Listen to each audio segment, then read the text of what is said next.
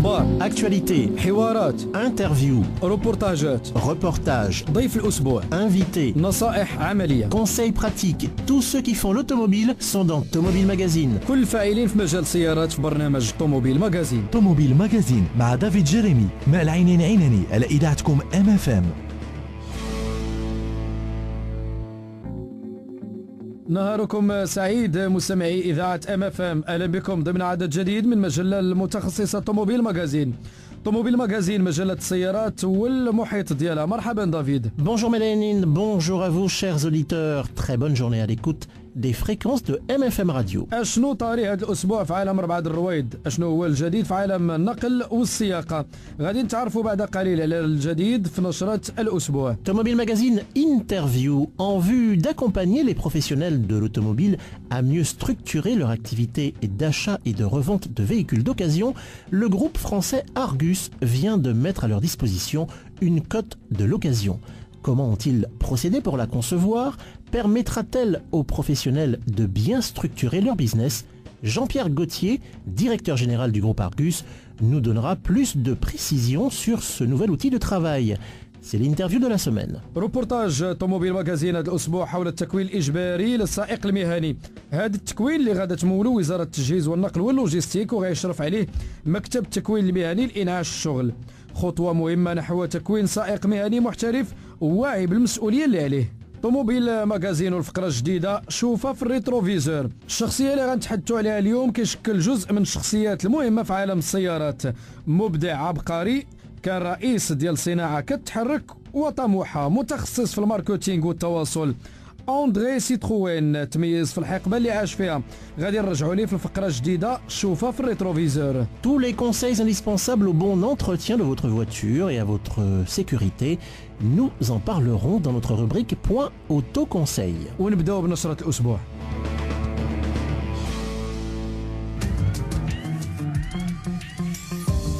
اليابان كتهدي للحكومه ديالنا 170 سياره ايكولوجيه. Et oui, un don d'une valeur de 50 millions de dirhams, c'est ce qu'a indiqué Abdelkader Amara, ministre de l'énergie, des mines, de l'eau et de l'environnement lors de la cérémonie de remise des clés des voitures qui s'est effectuée mercredi dernier à Rabat, dans le cadre de l'accord bilatéral signé entre le Maroc et le Japon le 13 mars 2013. Dans le détail, on dénombre 131 berlines et 39 4x4, tous de marque Mazda. Ils serviront de voitures de fonction. Chez Citroën au Maroc, les clients sont satisfaits. سيتروين المغرب حصلت على 98% كنسبة ديال الزبناء اللي راضيين على المنتجات ديالها عام 2013 سواء على مستوى البيع أو خدمة بعد البيع SAV. النسبة ديال الرضا اللي حسب المستورد هي نتيجة ديال مجموعة من المجهودات والوسائل خصوصا فيما يخص دراسات الإرضاء والقرب والمواكبة والرعاية التقنية والضمان بكيلومتراج غير محدود. نسجلوا باللي على المستوى الدولي سيتروين ماروك تميزات بالحصول ديالها على جائزة جودة الخدمة 2013. Actualité internationale maintenant et en bref, Louis Gallois est désormais le président du conseil de surveillance de PSA Peugeot Citroën.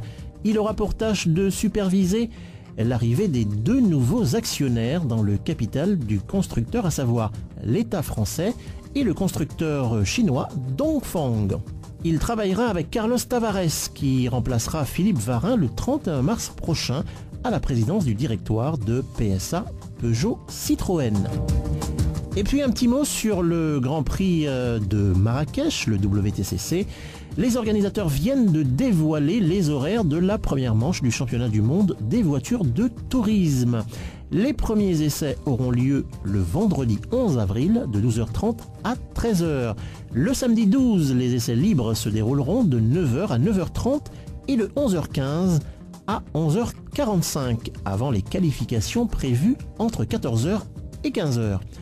Enfin, les deux courses du week-end auront lieu le dimanche 13 avril à partir de 16h15 pour la première manche et 17h15 pour la seconde. Les pilotes vont effectuer 14 tours lors de chaque course. مستمعينا الكرام أنتم في الاستماع لإذاعة MFM اللي ديما في القمة وبالضبط البرنامج طوموبيل ماغازين. نهاية الأخبار فاصل ومن بعد نواصلوا معكم باقي الفقرات.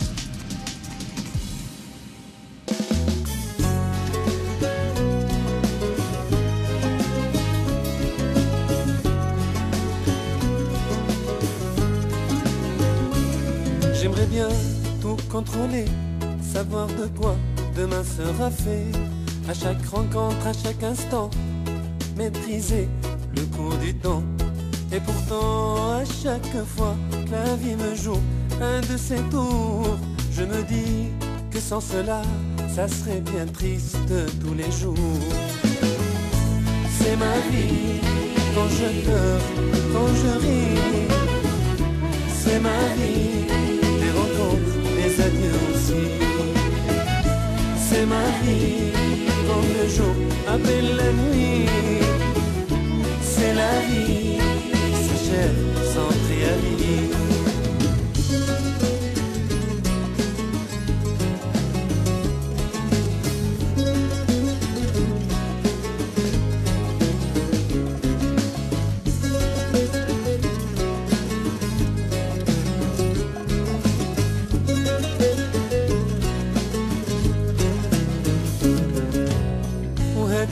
حياتي نعيشها غير بلاتي وانتي ناوي لا بغيتي بيتك هو بيتي لا تكون طماع كون قناع غير بالقليل شوف بعيد وامن اللي ما في مستحيل عيش حياتك بحال عمرك طويل وما تنساش اللي بعد النهار يجي الليل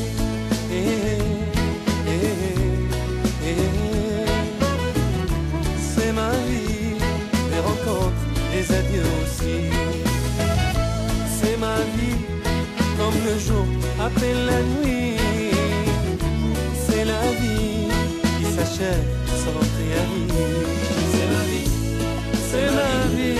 Quand je pleure, quand je ris, c'est ma vie, c'est ma vie.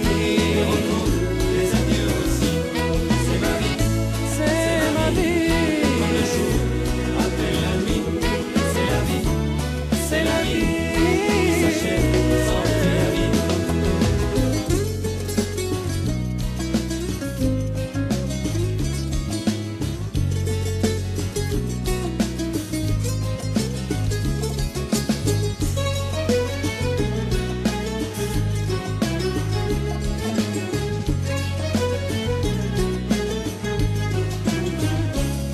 On dit que le travail et la santé, des fois pourtant j'aimerais m'en passer. Ma voisine est belle, la croquer, j'aimerais bien la courtiser. Mais quand je rentre, il est trop tard, elle dort déjà comme mes espoirs. Et au travail, j'ai rencontré une autre fille qui me fait chanter. C'est ma vie, quand je pleure, quand je ris. C'est ma vie, des rencontres, des adieux aussi. C'est ma vie, comme le jour appelle la nuit. MFM الإذاعة اللي كتستمع لكم 24 ساعة على 24. مستعدين للفوز في اللوتو؟ جا الوقت باش تلعبوا لانه في السحب المقبل جائزة اللوتو كترتفع لاكثر من مليار سنتيم. اذا جربوا حظكم. لوتو مستعد للفوز؟ لوتو منتوج اليانصيب الوطني. أفينك مدام، أيام الخير راه جات. أيام الخير. أيام الخير راه مفتوحة في جميع وكالات العمران من 17 إلى 23 مارس. هي غنشريو دارنا. يا هلا لا، بعروض وأثمنة مغرية وتمويل بنكي حتى ل 100%، نضمنوا مستقبل ولادنا ونتعاونوا مع وليدات غيرنا. وهذه مزية، إلا كنا نديروا الخير ونفرحوا الغير. تماما، منين غنشريو دارنا غنشاركوا في مبادرة توزيع الملابس على البنيات والوليدات المحتاجين. زعما مني كيجي الخير كيجي في مرة. مع العمران العرض كتير والقلب كبير. العمران، الحق في السكن، الحق في السعادة. MFM الإذاعة اللي كتستمع لكم 24 ساعة على 24.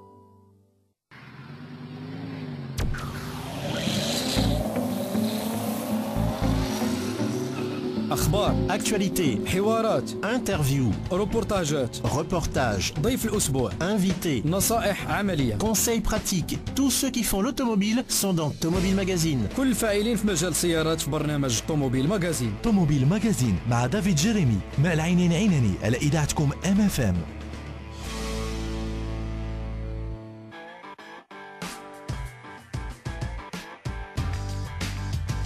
Tomobile Magazine Interview. En vue d'accompagner les professionnels de l'automobile pour mieux structurer leur activité d'achat et de revente de véhicules d'occasion, le groupe français Argus vient de mettre à leur disposition un logiciel informatique baptisé Planète VO. C'est un logiciel qui permet à ces mêmes opérateurs d'identifier automatiquement les caractéristiques de chaque modèle et de déterminer leur valeur de reprise. Jean-Pierre Gauthier, directeur général du groupe Argus, nous donne plus de précisions sur ce nouvel outil. Il est en interview d'Automobile Magazine. Comment s'est effectuée cette connexion entre le Maroc et le groupe Argus ? En fait, quand le décret de janvier 2013 a été publié, où je pense que les importateurs ont réalisé que ça allait permettre une ouverture du marché informel de la voiture d'occasion, ils se sont posé la question de savoir comment ils pouvaient structurer ce marché. Et Renault et Peugeot, qui font partie des gros importateurs ici au Maroc, ont pensé que l'Argus, on pouvait participer à cette aventure. Donc ils sont venus nous voir en février 2013 en nous disant voilà, est-ce qu'il y a ce problème-là, est-ce que vous êtes intéressé pour essayer de fabriquer une cote d'occasion pour le Maroc, vous êtes déjà connu là-bas et donc voilà, est-ce que vous pouvez faire ça? Et on a répondu en mars que c'était avec plaisir et volontiers, et les travaux ont commencé en avril 2013. Généralement, pour concocter une telle cote Argus, sur quoi vous vous basez concrètement? Alors concrètement, pour faire une cote, il faut 3 ingrédients. Il faut d'abord un référentiel automobile, c'est-à-dire qu'il faut être capable de décrire un véhicule si on veut le coter, et donc avec l'aide ici de gens et d'un service référentiel Argus qui est très important à Paris, on a établi une première liste de 700 véhicules qui vont pouvoir être cotés à partir du 1er avril, liste qui a vocation à être considérablement augmentée dans les prochaines années. Un référentiel, c'est quelque chose qui décrit le véhicule en détail, hein. C'est pas seulement marque, famille, modèle, mais c'est aussi la finition, la génération, la motorisation et un certain nombre d'autres critères, des options, des équipements, enfin beaucoup de choses, notamment pour des marques, je pense aux marques allemandes qui ont énormément d'options qui sont proposées à l'achat. Ensuite, il faut des données. Donc ces données, on les a collectées auprès des importateurs et aussi d'autres connexions que nous avons prises ici avec les loueurs, avec les enchéristes, avec les marchands, avec les assureurs. Donc il y a beaucoup de gens qui nous ont aidés à établir sur certains modèles type des courbes de dépréciation standard. Et enfin, il faut une méthode. Et la méthode, c'est celle que nous avions à l'Argus, renouvelée, comme je l'ai dit, c'est-à-dire en essayant de se libérer de certains carcans que nous avons en France. Et c'était l'occasion ici de faire autrement ce que nous avons fait. On rappelle que cette cote s'adresse spécifiquement, pour l'instant, aux professionnels du secteur et non pas aux particuliers. À l'Argus, depuis 1927, on publie une cote qui est dite transparente, c'est-à-dire qu'elle s'adresse aussi bien aux professionnels qu'aux particuliers. Ici, c'est aussi notre intention, hein, clairement, d'avoir une cote qui est utilisée aussi bien par l'acheteur que par le vendeur. Mais s'agissant quand même d'installer une cote dans un marché qui, pour l'instant, est assez fermé, il nous semble qu'il faut qu'on prenne le temps de peaufiner cette cote avant de la donner aux particuliers pour que les professionnels aient le temps de se l'approprier et que nous-mêmes, nos experts et les gens avec lesquels on la fabrique, donc les gens qui fournissent des données, et puis je dirais la bonifier suffisamment pour qu'on puisse s'autoriser à la transmettre à tout le monde. Mais le sens de l'histoire, c'est qu'effectivement, elle serve bien de valeur de référence à l'acheteur et au vendeur. C'est vrai que le succès n'est pas nécessairement garanti. Il y a quand même plusieurs éléments qui militent pour ce succès. D'abord, c'est le fait que ce soit les importateurs qui nous font venir. Donc, ce sont eux qui ont envie d'avoir une valeur de référence. Donc, on peut penser que ça devrait favoriser l'appropriation, puisque c'est quelque chose qu'on a fait d'abord à leur intention. Après, on a tout à fait conscience que le marché tel qu'il est, informel, ne sera pas nécessairement ouvert très vite à l'existence d'un outil qui permet de mettre un peu d'ordre, je dirais, un petit peu de transparence et d'équité sur ce marché. Et donc, ça dépendra aussi beaucoup des particuliers. Est-ce que même ils font confiance à cette cote? Donc oui, je suis confiant. Je pense qu'en plus au Maroc, on a découvert de façon un peu inattendue que notre marque était connue ici au Maroc, et ça, je pense que ça devrait faciliter notre implantation. في روبورتاج طوموبيل ماغازين هذا الاسبوع حول التكوين الاجباري للسائق المهني. هذا التكوين اللي غادا تمولو وزاره التجهيز والنقل واللوجيستيك وغادي يشرف عليه مكتب التكوين المهني لانعاش الشغل. هذه خطوه مهمه نحو تكوين سائق مهني محترف. كذلك هذا السائق غادي يولي واعي بالمسؤوليه اللي عليه من خلال هذا التكوين. ايمان بطان دارت لنا روبورتاج في الموضوع.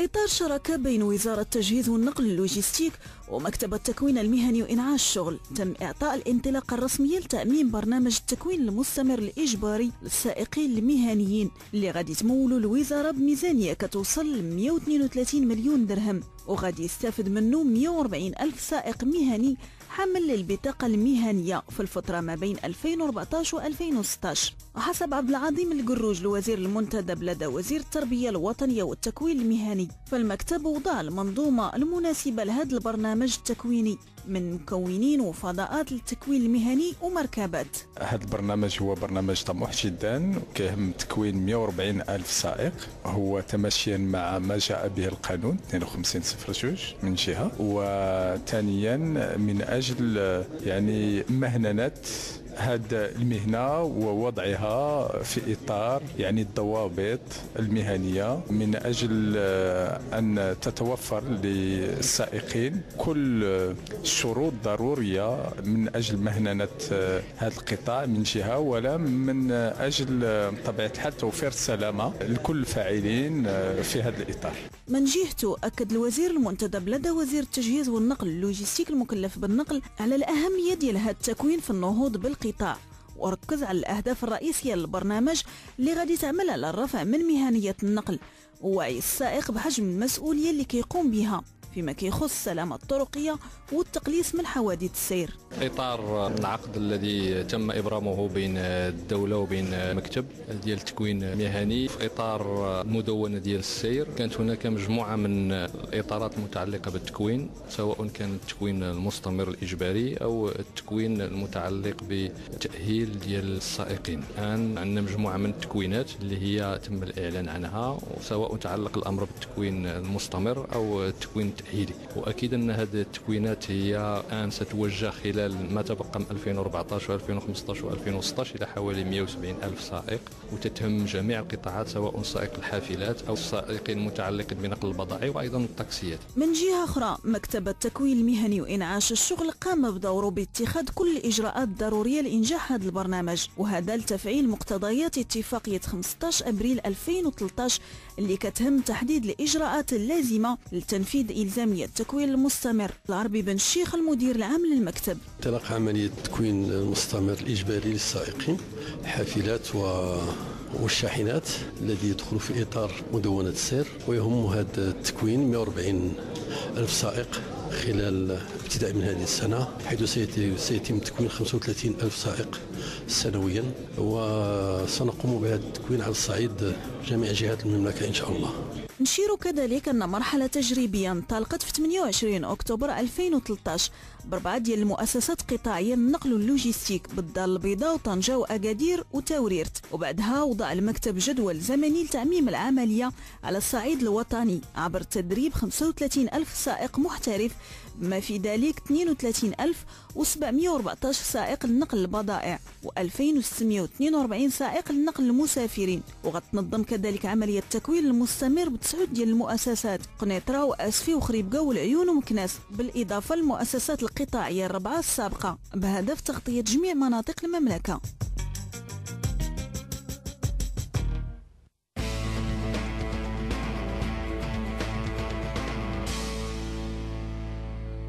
والآن مع الفقرة الجديدة شوفها في الريتروفيزور.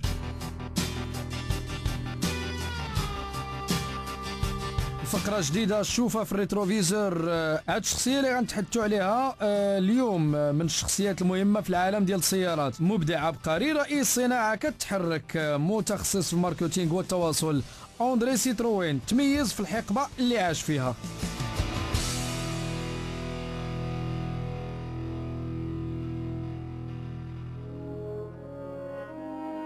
حنا في 5 يوليوز 1935 في فرنسا. في هذا النهار آلاف الناس تسابقوا للمقبرة ديال مونبارناس حول القبر ديال أندري سيتروين اللي توفى على 56 عام بعد صراع مع المرض وبعد شهور من الحزن، لأنه 6 شهور قبل الوفاة ديالو أندري سيتروين كان بدا كيدخل المشاكل المادية بعد ما شركة ميشلان شرات المقاولة ديالو. تزاد في 5 فبراير 1878 ولد تاجر ماسات أندري سيتروين تسجل في الدراسات العليا مهندس، والحياة المهنية ديالو الحقيقية بدات في الصناعة ومعامل التروس.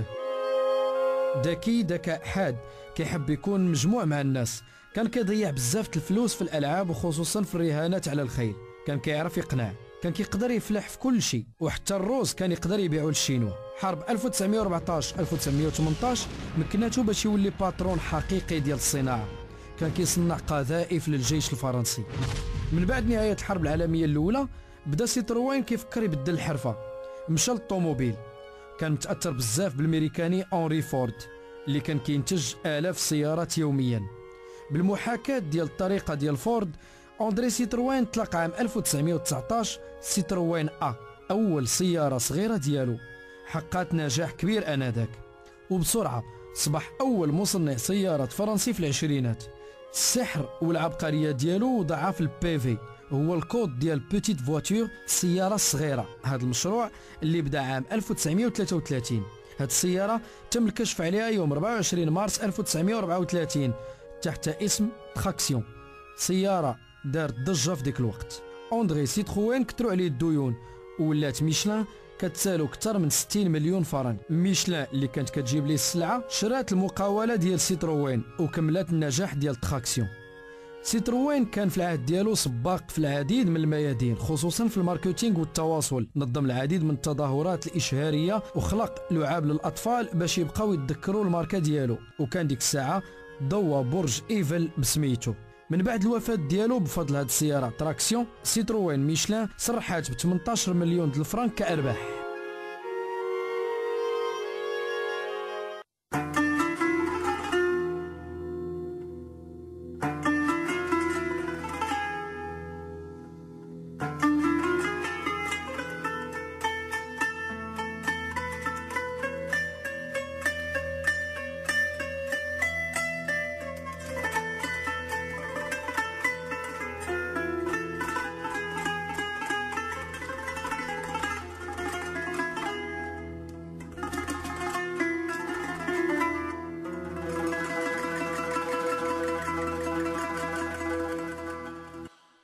أيها المؤمنون أيتها المؤمنات، المؤذن ينادي لصلاة الظهر، وذلك حسب توقيت ولاية الدار البيضاء الكبرى والنواحي.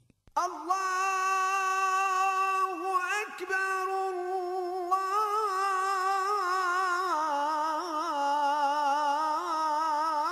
الله أكبر،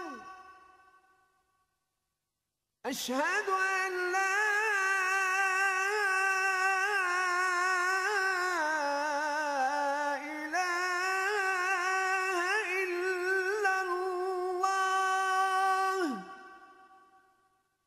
أشهد أن لا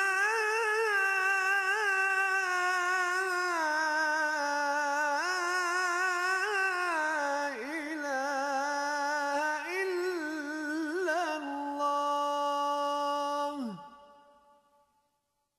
أشهد أن محمدا رسول الله، أشهد أن محمدا رسول الله،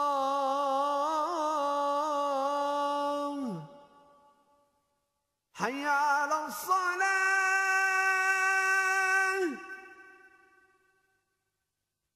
حي على الصلاة.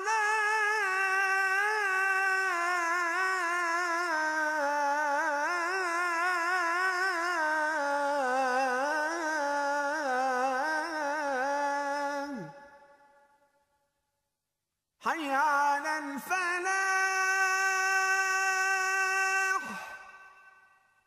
حي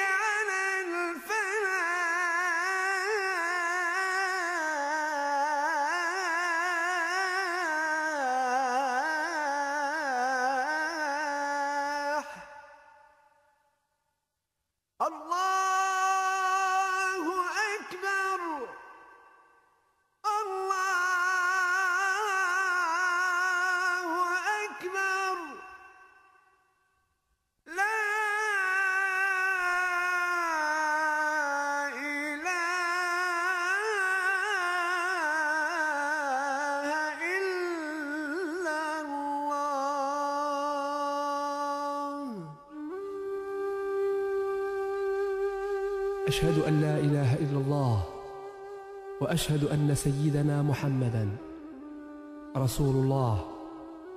رضينا بالله ربا وبالإسلام دينا وبسيدنا محمد نبيا ورسولا. اللهم رب هذه الدعوة التامة والصلاة القائمة آت سيدنا محمد الوسيلة والفضيلة والدرجة الرفيعة وابعثه اللهم المقام المحمود الذي وعدته إنك لا تخلف الميعاد.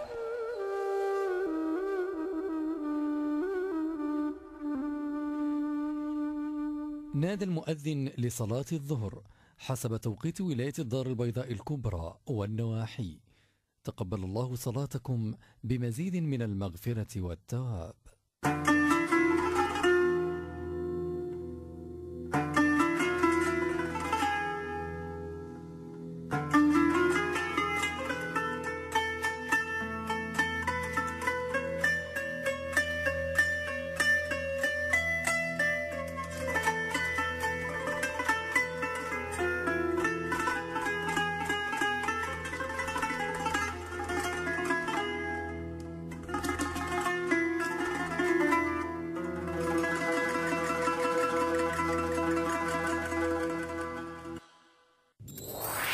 MFM الإذاعة اللي كتستمع لكم 24 ساعة على 24.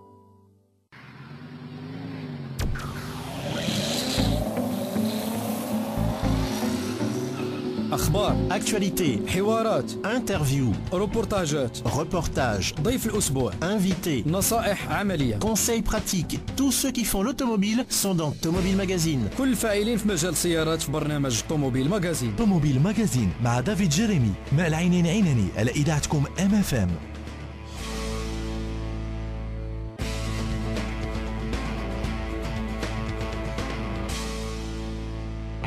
Tous les conseils indispensables au bon entretien de votre voiture et à votre sécurité, eh bien nous en parlons tout de suite dans notre rubrique Point Autoconseil.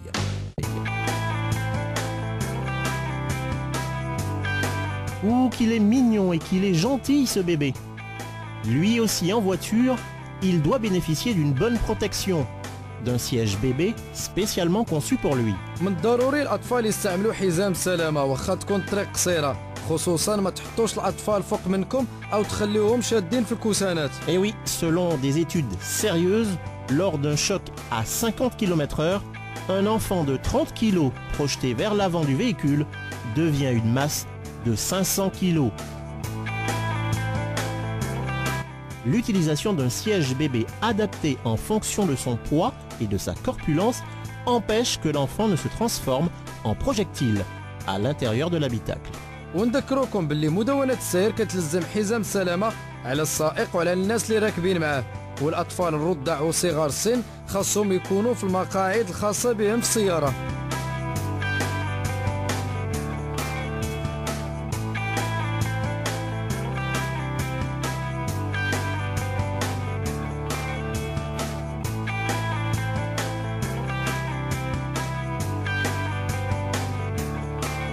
نهاية فقرة النصائح العملية بوان أوتو كونساي.